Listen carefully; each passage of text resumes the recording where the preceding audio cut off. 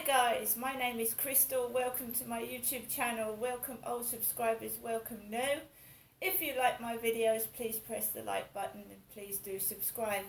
Alexa, what's the time please? It's 10:16 a.m. Okay guys, so just after 9:15ish I decided to take Max for a walk. Not yesterday, I took him out later. Today I went out earlier.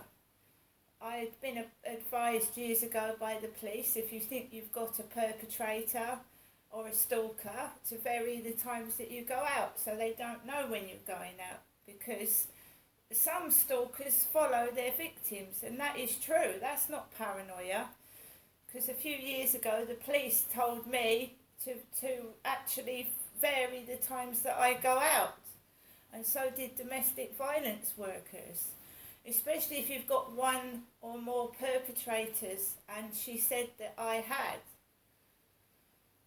At that time, one of them I thought was my father, but he is now dead. There's a few people that don't like the fact that I've turned them down. They can't accept that I don't want to go out with them. So they keep making different profiles, pretending to be other people, and even try to have sex with me, pretending they're somebody else. And they will send me pictures of themselves and their body parts with their head cut off, so I don't know who they are, but it's the same person. Right, so I walked out onto the Common Creek Wharf, walked along the riverside. I didn't go in the main road because there was a pass-a-force van and a white van. One was coming that way and one was coming that way. So I was walking across the path, away from the road. I walked along the path. I wandered down to where the co-op was. I saw Kim with her long blonde hair serving on the desk. Then I saw the guy with the pug dogs with his beanie bobbly hat on talking to a young lady. I waited till he came across with his pug dogs. Max is so fed up with dogs jumping on him. Now, every time he sees a dog, he barks. And I'd controlled that. He'd stopped doing that. He'd actually stopped doing that, but he's so fed up, like myself, of dogs jumping all over us and being a nuisance, that he's now started that barking, like, keep away from me, sort of thing. So he saw a blonde lady with glasses and he started yapping, and she was on her mobile. Walked onto the field. There was a group of 3 people with 2 dogs. The big black dog was on a lead and the white dog was running up and down. I walked to the edge of the path and around the field. The blonde lady with the glasses was walking her dog behind me. I splashed around with my Wellingtons in the water because, like I said, I'm a big kid. My hat came off. I had to go back and find it. And then I started heading towards back home. And I just am minding my own business. I'm not taking photographs. I'm not videotaping where I live. I just want to lead a normal life. So I was walking just down the path, down the road, acting completely normally. No drama, no shouting, and no, doing silly things. So I walked normally into my block of flats, pressed the button for the first floor, came upstairs and came into my flat. I must have left the light on in the bathroom because there was a light on in the bathroom, and it felt very warm in here because I'd had a shower and I'd had the heating on before I left the flat. My mum had called me whilst I was on the field and I didn't take the call. Actually, I was walking across a road when she rang. I was walking across the road, and it's dangerous to take a call while you're walking across the road. You can get run over and distracted. When my father was taking me home from All Hallows, my mum used to call me and my dad at All Hallows 3 times a day. I'm going to say it. Jennifer was at Victoria Road, supposed to be on her own, looking after my cats, as she called them. And I had a ginger cat, I had Felix, the black and white cat, and I had Snowball and Snowball too, 4 cats. My mum always said she didn't come on holiday with me and my father Derek because she was looking after mine, Ginestra's cats. One weekend my dad was coming back with me in his car, I think it was the black Ford Escort, and my mum rang my father's mobile whilst he was driving the car, and he said to me, Ness, can you take this call because your mother knows I'm driving and I could have an accident with you and me in the car. So I answered the mobile phone. It was my mother. Where are you two? Where are you? And we had a conversation and I gave the phone back to my father. My mother also used to ring whilst me and Dad were in separate bedrooms. So I would be in my small bedroom, Dad would be in the big double bedroom with the heater. My bedroom had no heater, sometimes I nearly froze. It was so cold in there. She would ring at 1 o'clock in the morning and think I was going to take the mobile phone into my dad's bedroom. I used to let it ring on the table. Just used to let the phone ring on the table. I'd asked my mother twice to come to the holiday parks with us and she said no. She wanted to look after your cats, as she said to me.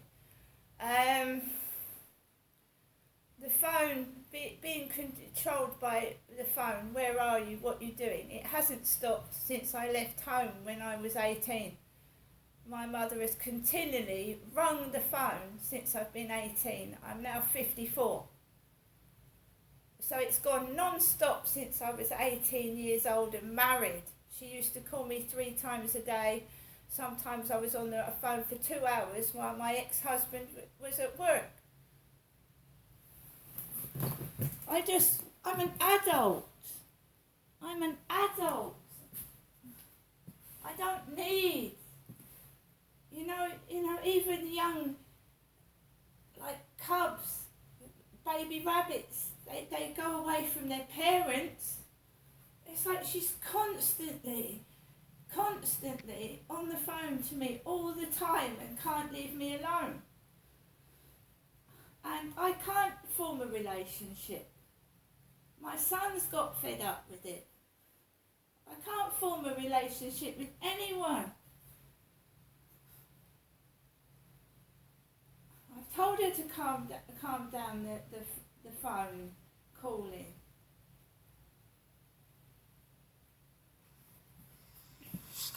Hi guys, my name is Crystal. Alexa, what's the time please?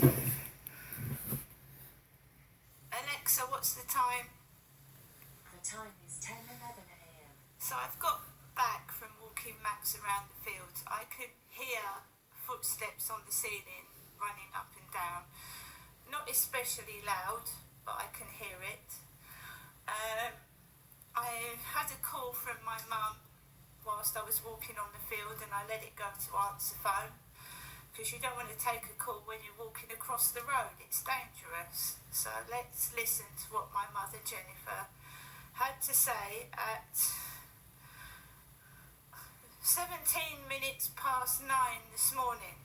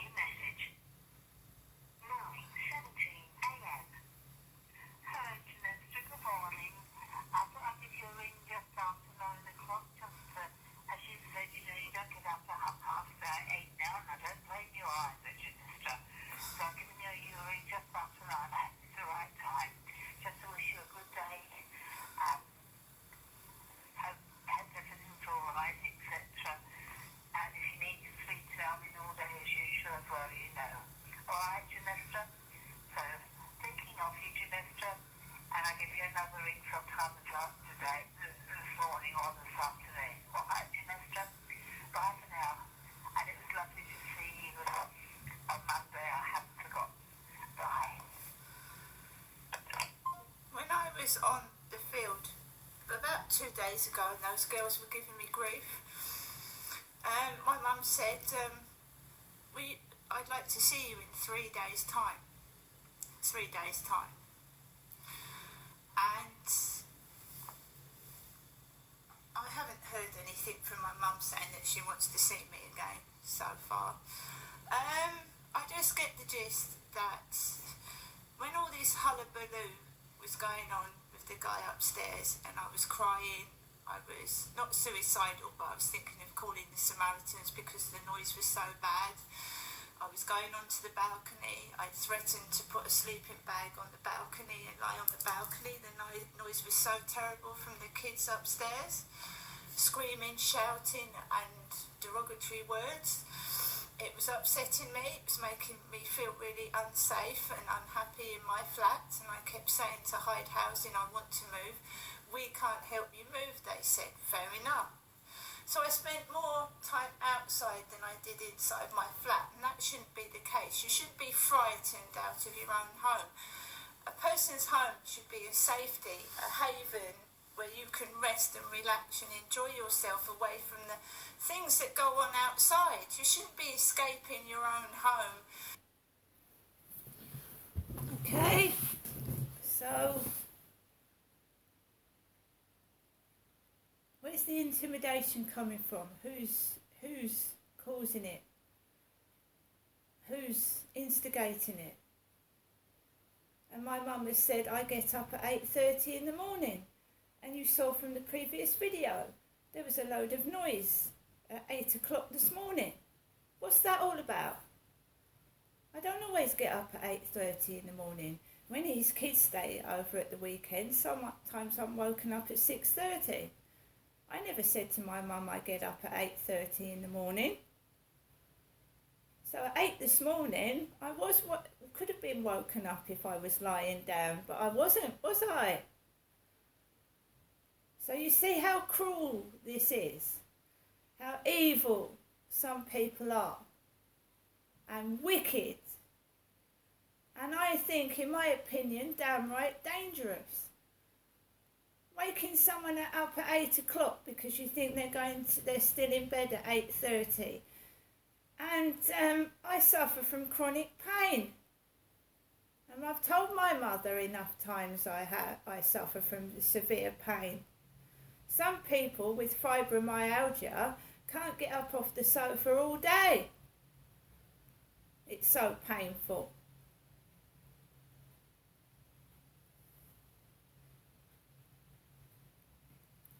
Just wickedness. Waking me up for what? What? There's nowhere to go, nowhere to sit, no one to see. What are they waking me up for?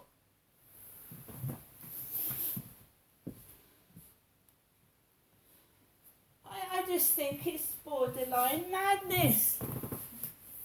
As I said, I've ordered Prince Harry's book Spare. I'm interested in read. I got it at a reduced price as well. I haven't paid full price for it.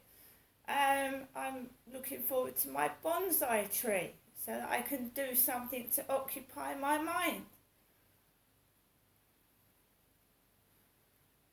If you want to wake me up, go ahead and wake me up. I don't see the point of it. When someone says, oh, hi Crystal, I'm like Peter off of Plenty of Fish, would you like to go for a coffee? Then yeah. Well, your mother ringing you up. I'm in all day, well so am I as well, if anyone's interested. See you later.